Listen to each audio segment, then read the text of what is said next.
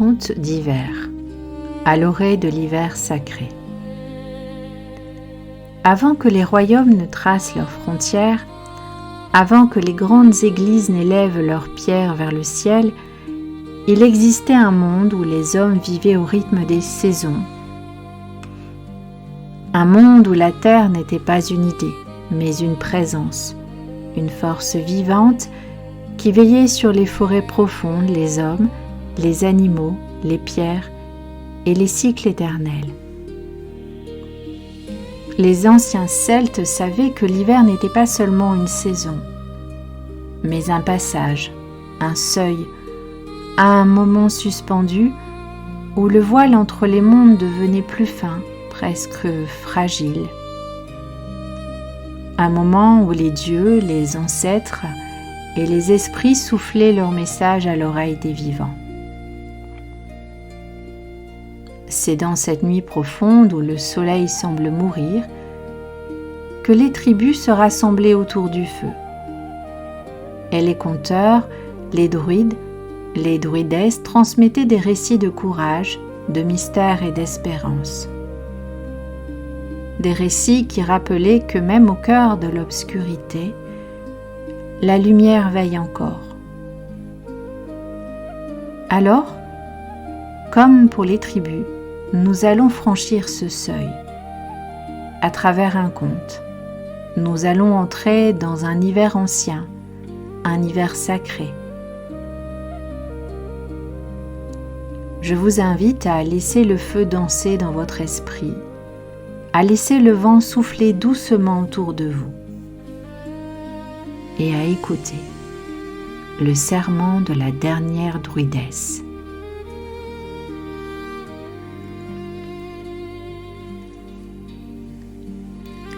Il y a longtemps, sur les terres d'Éire et de Bretagne, vivaient des tribus qui marchaient au pas de la nature. Ces tribus écoutaient les rivières, parlaient au vent, honoraient les pierres et suivaient le cycle comme on suit une étoile. Dans la vaste forêt de Caïr, un lieu où les troncs étaient si anciens qu'on disait qu'ils avaient vu naître les premiers dieux, vivait au cœur d'un village Lyra, une jeune druidesse au regard clair presque argenté. Lyra avait été formée par deux sages, Maëla, la guérisseuse au rire doux et au savoir immense, et Éolane, un druide ancien, aux cheveux tressés de fils blancs, gardien des ogames et du verbe sacré. Dans tout le village, on disait que Lyra possédait la douceur de l'eau et la force du chêne. Chaque année, à l'approche de l'hiver, le peuple de ce village se préparait. Mais cet hiver-là, quelque chose n'allait pas. Des Samhain, les druides avaient remarqué la différence. La lumière diminuait trop vite. Les oiseaux s'étaient envolés plus tôt, les arbres s'étaient endormis avant l'heure. Les animaux restaient silencieux, comme figés par une inquiétude profonde. Et les clans n'osaient plus fêter. Les enfants ne jouaient plus dehors. Le froid s'infiltrait dans les maisons, mais aussi dans le cœur. Un soir, Maëla murmura : « Lyra, la terre retient son souffle. J'ai peur que nous perdions la roue de l'année. » Lyra hocha la tête sans répondre. Elle sentait également que la roue se perdait. Une nuit, alors que Lyra rangeait ses herbes dans la hutte ronde éclairée par une seule flamme, l'air changea soudain. Le temps sembla s'arrêter et la flamme se figea, droite comme une lame d'or. La fumée tourna sur elle-même et une silhouette se forma. Ce n'était pas un visage, Ce n'était pas un corps, juste une présence, imperceptible. Une voix résonna comme un souffle ancien. Enfant des brumes, la roue se brise. Le soleil s'éteindra si les hommes oublient le serment. Une seule gardienne peut raviver la lumière. Marche vers l'endroit où la terre respire encore, avant la nuit la plus longue. Puis soudain tout disparut.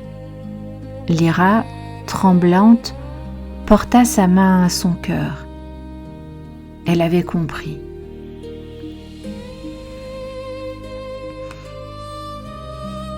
Au matin, elle alla trouver Éolan. Le vieux druide l'écouta en silence, son regard plus grave qu'à l'habitude. Lorsqu'elle eut fini, il dit simplement « Lyra, tu as été choisie. La prophétie parle d'un hiver où la lumière s'éteindrait. Cet hiver est là. » Alors, Éolan remit à Lyra un sac de voyage contenant un manteau de laine, une fiole d'eau de la source sacrée, un couteau de chêne gravé d'Ogam, et lui remit son propre bâton de bouleau. À présent, Lyra, suis ta vision. La terre reconnaît toujours ses enfants. Lyra prit le sac et partit. Elle marcha durant 3 jours et 3 nuits. Elle traversa les landes glacées où les arbres craquaient sous ses pas. Elle longea le ruisseau des murmures où l'eau chante même sous la glace. Elle dormit dans l'ombre des grands chênes, laissant des offrandes de miel, de baies pour les esprits des cides.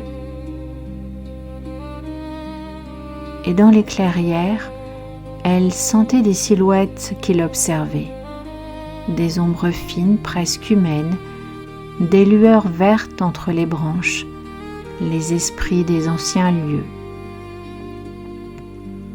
Alors, Lyra murmurait « Je marche en paix, n'ayez pas d'inquiétude, je marche en paix. »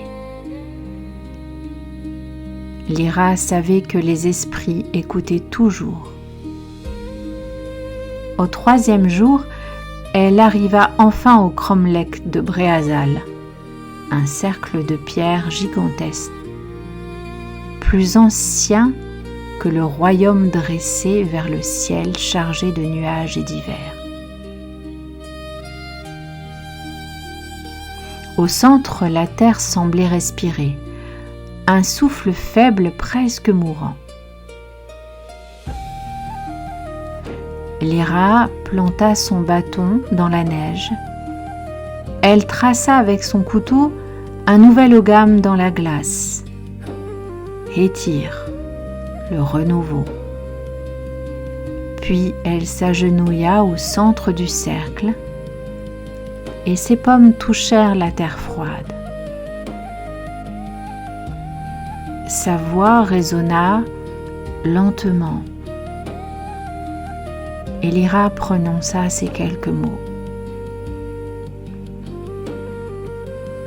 Par la terre qui porte, par le feu qui veille, par l'eau qui relie, par l'air qui voyage, par le souffle premier et le souffle dernier, que la lumière ne meure pas, que la roue reparte, que le soleil renaisse, ainsi fut-il, ainsi soit-il, ainsi sera-t-il. Les pierres autour de Lyra tremblèrent. Un souffle chaud monta du sol, mais ce n'était pas suffisant. La lumière vacillait, mais ne reprenait pas totalement. Lyra comprit ce qu'elle devait faire. Elle savait qu'elle devait offrir un don, un véritable don. Alors, Lyra ferma les yeux et laissa venir le souvenir le plus précieux qu'elle possédait. Le rire de sa mère, son odeur de fumée et de fleurs séchées, sa voix chantant les légendes devant le feu et la chaleur de ses bras. Les larmes coulèrent le long de sa joue. Mère, je te rends tout ce que tu m'as donné, pour que les enfants de demain voient encore le soleil se lever. Un souffle doré sortit de sa poitrine, une lumière douce, chaude et vivante. Elle monta, tourbillonna et se mêla au ciel. Et soudain, l'horizon se fendit d'un rayon d'or. Faible mais réel, le soleil renaissait.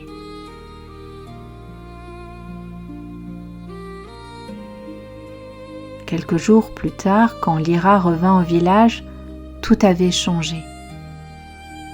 Les torches semblaient plus lumineuses, les enfants couraient dans la neige en riant, les femmes préparaient les galettes du solstice et les hommes dressaient un grand bûcher pour le feu de Yule. Eloane l'attendait près du sanctuaire. « Lyra, tu es devenue Lyra Nargyan, Lyra du soleil. » Lyra sourit, mais au fond d'elle un vide doux demeurait. La chanson de sa mère avait disparu et ses souvenirs avec elle. C'était le prix et Lyra l'avait accepté pour permettre au soleil de renaître cet hiver-là. Elle devenait à présent la gardienne du soleil du solstice d'hiver. Les siècles passèrent, les croyances changèrent, les cromlechs s'effritèrent, les forêts reculèrent. Mais on raconte encore que lors du solstice d'hiver, entre les menhirs de Bréhazal et de Karnak, on voit parfois une silhouette vêtue de laine, un bâton de bouleau à la main, silencieuse mais éternelle, qui veille. C'est Lyra qui marche entre les mondes et qui veille sur la lumière qui ne s'éteindra jamais.